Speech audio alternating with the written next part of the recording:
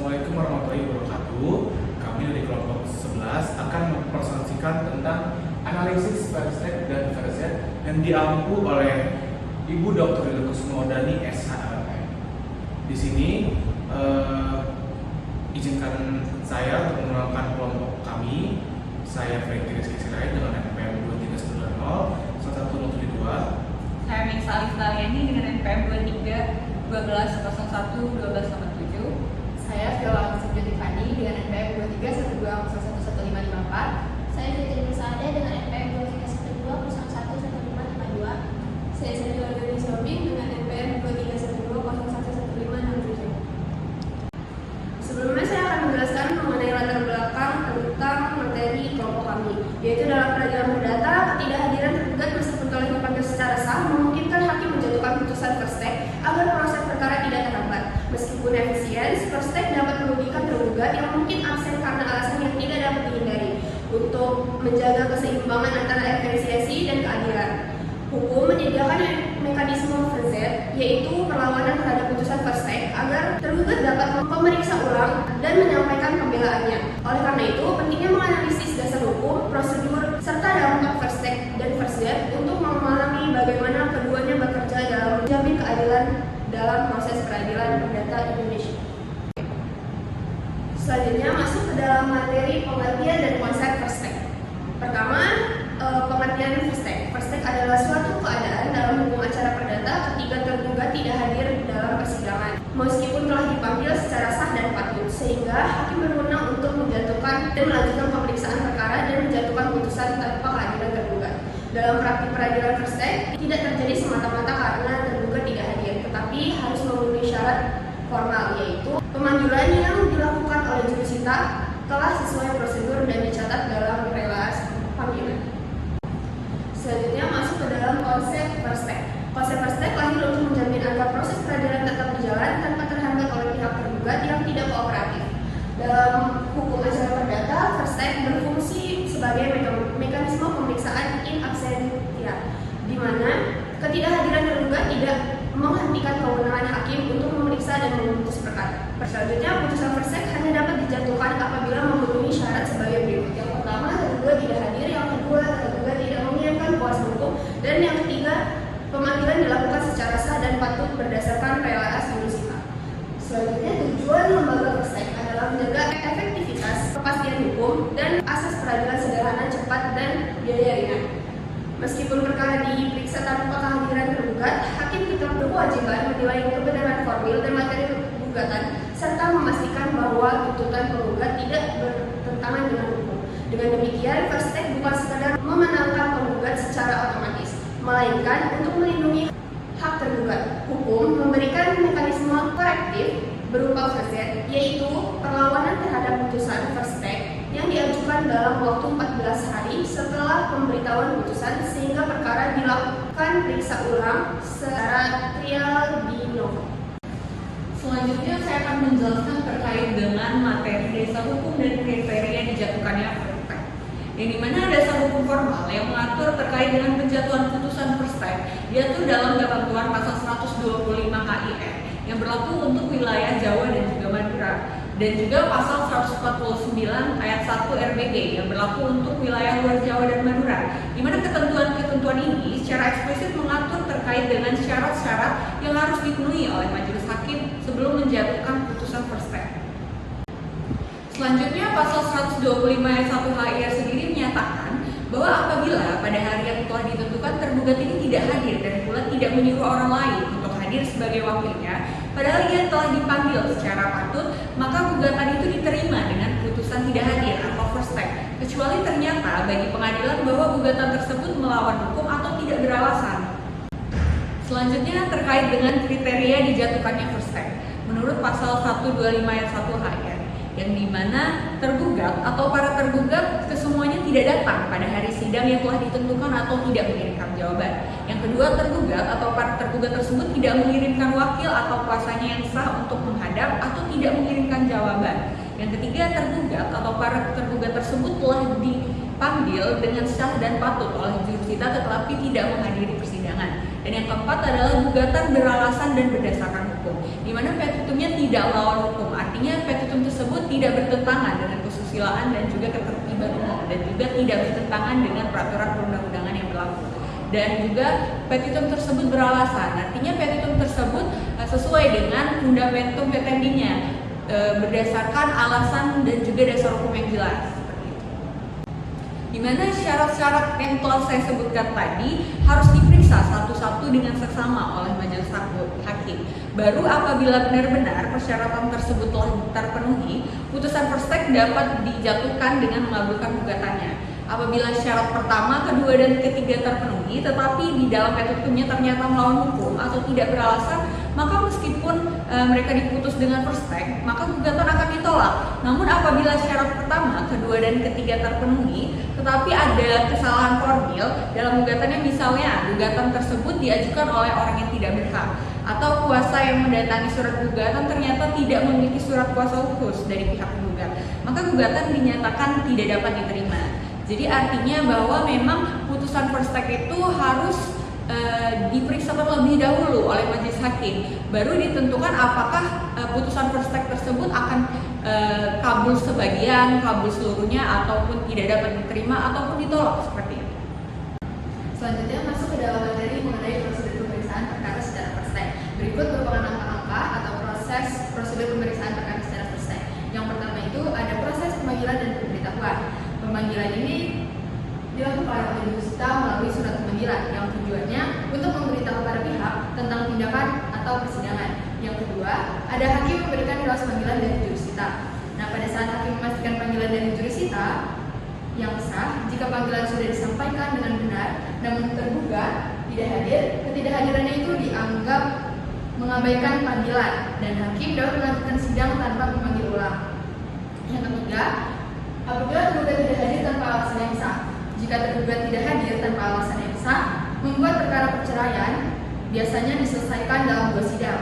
Nah, upaya damai itu juga diberikan kepada penggugat, dan jika bukti cukup, hakim dapat menjatuhkan putusan Perstek pada sidang yang kedua.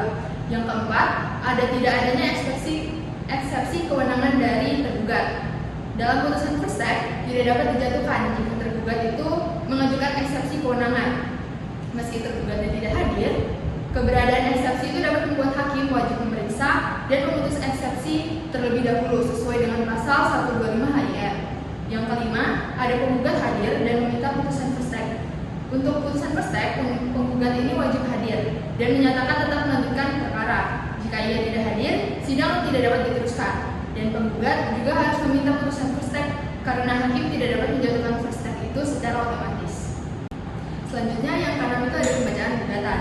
Hakim akan membacakan seluruh isi gugatan sebagai dasar untuk memahami sengketa yang diajukan. Setelah itu, hakim dapat memberi nasihat tentang kemungkinan untuk damai atau menarik kembali gugatan sebelum masuk ke tahap pembuktian. Pada tahap ini, menunjukkan bahwa meskipun first step, pengadilan tetap memberi kesempatan penyelesaian secara damai. Yang ketujuh, ada tahap pembuktian, yaitu setelah gugatan itu dibacakan, hakim tetap melakukan pembuktian meskipun tergugat itu tidak hadir. Misalkan dalam perkara perceraian, penggugat itu wajib menghadirkan saksi untuk membuktikan alasan dan fakta rumah tangganya. Untuk non perceraian itu cukup mengajukan alas hak seperti dokumen atau bukti administratif yang mendukung adanya gugatan ini. Yang kedelapan, ada pernyataan kesimpulan dari penggugat. Setelah pembuktian itu selesai, penggugat itu diberi kesempatan untuk menyampaikan kesimpulan apakah tetap akan melanjutkan gugatan tersebut atau akan mencabutnya. Pada tahap ini, menegaskan bahwa posisi akhir penggugat sebelum hakim itu bermusyawarah. Jika penggugat mencabut gugatan, perkara akan dihentikan, dan jika lanjut, hakim akan masuk ke tahap musyawarah dan menjatuhkan putusan first step. Yang kesembilan, ada musyawarah majelis hakim dan penjatuhan putusan first step. Pada saat musyawarah, hakim dapat menjatuhkan putusan first step. Putusannya itu dapat berupa mengabulkan gugatan tidak dapat diterima atau akan menolak gugatan jika tidak beralasan. Nah, gugatan yang tidak diterima itu masih dapat diajukan kembali, namun gugatan yang ditolak itu tidak dapat diajukan ulang karena terkait dengan asas nebis in idem. Lalu yang selanjutnya adalah konsep perzet sebagai upaya hukum terhadap perstek. Upaya hukum perzet adalah upaya hukum terhadap putusan perstek yang dijatuhkan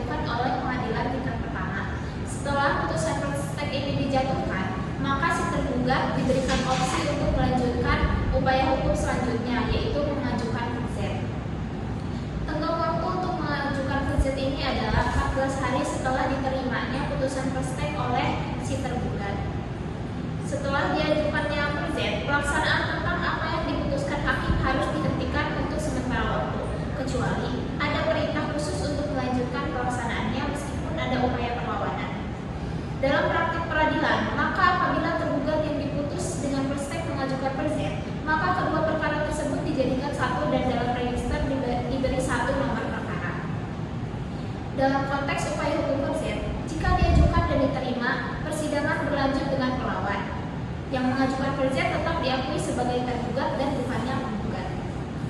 Upaya hukum perlawanan hanya diperbolehkan sekali, yaitu pada putusan Perstek yang pertama. Lalu yang selanjutnya ada proses pemeriksaan perlawanan VZ melalui beberapa tahapan, yaitu yang pertama, melakukan pengajuan VZ kepada pengadilan yang memutus Perstek. Lalu yang kedua, perlawanan VZ diajukan oleh tergugat atau kuasanya dan diajukan dalam tenggang waktu seperti yang disebut di atas, yaitu 14 hari setelah dijatuhkannya Perstek. Pemeriksaan dengan acara biasa, tergugat sebagai pelawan dan penggugat sebagai terlawan. Lalu selanjutnya dibacakannya putusan Perstek. Lalu beban pembuktian dibebankan kepada terlawan atau si penggugat. Selanjutnya pelawan dibebani wajib bukti untuk membuktikan dalil bantahannya dalam kedudukannya sebagai tergugat. Lalu yang terakhir, surat perlawanan sebagai jawaban tergugat terhadap dalil gugat dalam surat perlawanan dapat dilakukan eksepsi. Di sini ada dari analisis efektivitas Perstek dan VZ dalam praktik peradilan.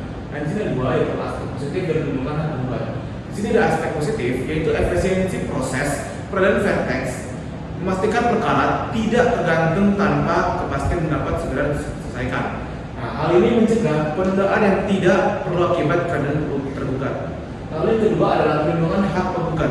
Di sini Perstek memberikan kepastian hukum bagi penggugat yang telah mengajukan gugatannya dengan benar, sehingga prosesnya tidak terhambat oleh sikap tidak komprehensif tergugat. Di sini juga terdapat kelebihan Perstek dan kekurangan Perstek. Di sini kelebihan Perstek seperti menjamin prinsip keadilan Perstek, menegakkan asas kontradiktor dan prinsip audi et altera secara konkret, menjamin hak tergugat untuk membela diri secara sah. Pemeriksaan ulang menyeluruh Perstek membuka oleh pemeriksaan dari awal. Bukan hanya memeriksa alasan ketidakhadiran tergugat. Seperti putusan MA nomor 938K/1996 menegaskan substansi gugatan harus diperiksa ulang. Fleksibilitas ini, waktu tergugat memiliki tenggang waktu untuk mengajukan VZ. Memberikan kesempatan kedua bagi mereka yang memiliki alasan sah atas ketidakhadirannya. Lalu yang kedua adalah kekurangan VZ. Hal ini memiliki risiko putusan VZ kedua jika perlawanan tidak hadir dalam sidang VZ. Hakim dapat menjatuhkan putusan VZ untuk kedua kalinya. Di sini pemahaman terbatas, tidak semua tergugat memahami hak dan produser VZ, terutama masyarakat awam hukum, sehingga kesempatan ini tidak selalu dimanfaatkan. Potensi penyalahgunaan VZ dapat digunakan untuk menunda proses peradilan oleh pihak yang tidak beretikat baik. Lalu di sini ada kesimpulan, VZ memungkinkan hakim menjatuhkan putusan meskipun tergugat tidak hadir. Selama pemanggilannya sah dan gugatan tetap diperiksa secara formil dan material. Sementara itu, VZ menjadi upaya hukum bagi tergugat untuk melawan putusan Perstek agar dapat menyampaikan pembelaan. Kedua, mekanisme ini berfungsi menjaga keseimbangan antara kepastian hukum bagi penggugat dan perlindungan hak tergugat demi mewujudkan peradilan cepat dan sederhana. Sekian penjelasan materi kelompok kami. Jika kami ada kesalahan dalam kata, kami mohon maaf. Sekian dari kami. Terima kasih. Wassalamualaikum warahmatullahi wabarakatuh.